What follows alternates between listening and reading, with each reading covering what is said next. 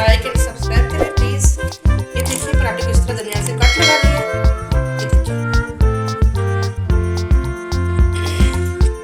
इस तरह पराठे को कर लेंगे। बहुत मजेदार होता है, नरम रहता है। ठीक है, जितनी देर पराठा पड़ा रहे इस पराठा सूखेगा नहीं आपको। ये देखिए ये पराठे का स्टाइल। ठीक है, अपने दरमियान इसको थोड़ा सा वापस दोबारा से उस तरह करूँगी जिस तरह पहले किया था, ताकि इसकी साइडें जो है ना बिल्कुल मोटी ना हो। ठीक है, बारीक। ठीक है,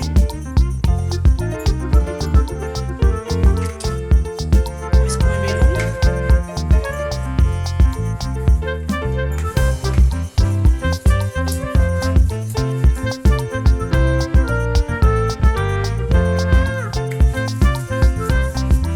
पराठा बनाना हर किसी के बस की बात नहीं होती है। पराठे बना लोग बनाते हैं, या तो बहुत सख्त होते हैं या तो बहुत ज़्यादा नरम कर देते हैं, जिसकी वजह से कच्चापन पराठे के अंदर रहता है। ठीक है,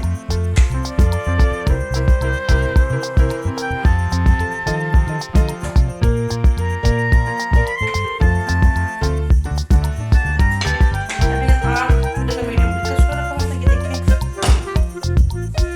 पराठा हमारा तैयार हो चुका है। इसको तवे पे डालेंगे। इंशाल्लाह बहुत मजेदार पराठा बनेगा।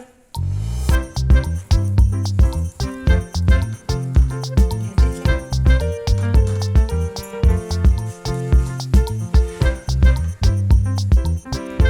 बड़ी मजेदार खुशबू आ रही है। मुझे बहुत पराठे पसंद है और मैं पराठों की बहुत शौकीन हूँ। आपको इंशाल्लाह आलू वाला पराठा नेक्स्ट टाइम मैं बनाना सिखाऊंगी। एक साइड पक चुकी है पराठे की, इसको हम बना चुके हैं। अब इसमें हम कुकिंग ऑयल, घी के पराठे बहुत मजे के बनते हैं, लेकिन मैं कुकिंग ऑयल के बना रही हूँ। ठीक है, घी के पराठे सर्दियों में बहुत मज़ेदार है, मुझे बहुत पसंद है। लेकिन सर्दियों में ऑयल के पराठे मुझे बहुत मजे के लगते हैं, इसलिए मैं ऑयल इस्तेमाल करती हूँ। आपको अगर अच्छा लगे तो घी इस्तेमाल करेंगे, ऑयल इस्तेमाल करेंगे। एक साइड इसकी बिल्कुल मुकम्मल हो चुकी है, दूसरी साइड पे मार डालेंगे। ठीक है,